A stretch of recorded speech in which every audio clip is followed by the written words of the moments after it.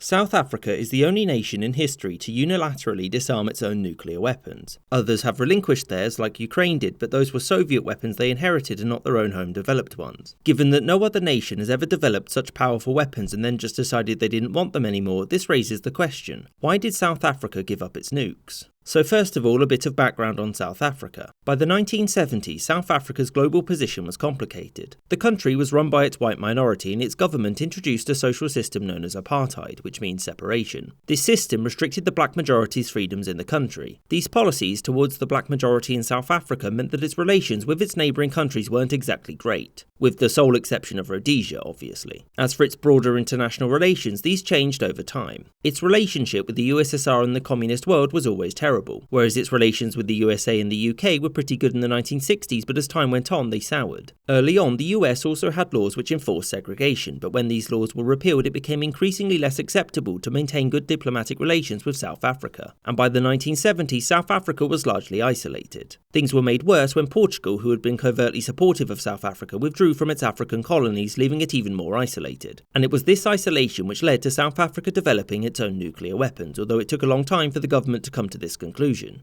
Its thinking was that if its survival were to be threatened, then none in the international community would help it. Thus, the only surefire way of guaranteeing that the current South Africa would see tomorrow was to build a nuclear arsenal, the mere existence of which would deter aggressors. So, South Africa had had its own nuclear program since 1948, but this was devoted to nuclear energy and making economic use of the country's abundant uranium deposits. In 1965, with the help of the USA, it commissioned its first nuclear reactor. And in 1970, Prime Minister John Vorster authorised the creation of a uranium enrichment facility. Although he stressed that this would only be for peaceful purposes, exactly 0 people believed him. In the late 1970s, events to the north in Angola changed government policy. You see, Angola was undergoing a civil war, which had seen the intervention of Cuban forces, which were in turn backed by the USSR. South Africa saw this as a direct threat to its very existence. And so this was when Prime Minister Pieter Botha pushed to develop nuclear weapons. South Africa's first nuclear weapon was finished in November 1979. So by 1989, South Africa had 7 nuclear bombs of about the same sophistication and yield as the bomb dropped on Hiroshima. An election in the same year saw Frederik de Klerk elected as president, and his priorities were to end South Africa's international isolation, which would be done via internal reforms. To be blunt, apartheid's days were numbered, and it was his job to make sure the transition away from it wasn't too civil war-y. This transition would then bring South Africa back into the international community, which was more important now that the Cold War was over. You see, prior to this, the West could tolerate apartheid South Africa because it was fiercely anti-communist, but now the Warsaw Pact was dead, the leverage was gone.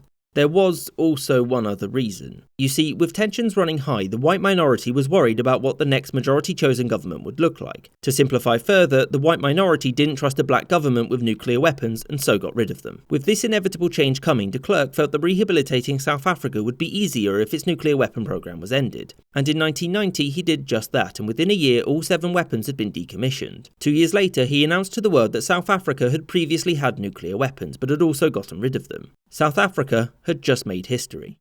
I hope you enjoyed this episode and thank you for watching, with extra thanks to these patrons you can see on screen for their continued support. And an extra special thanks to James Bisonet, David Archaeologist, Azarka Flash, Danny Maloney, Party Boyko, Colin Castleman, Rob Waterhouse, Chris Wicker, Gustav Swan, David Silverman, Winston Kaywood, Christian Cheke, Maggie Paxkowski, Lexi Schwinn, Anthony Beckett, Robert Wetzel, Sky Chappelle, Ike, Spinning 3 Plates, Aaron the White and Michael Reynolds.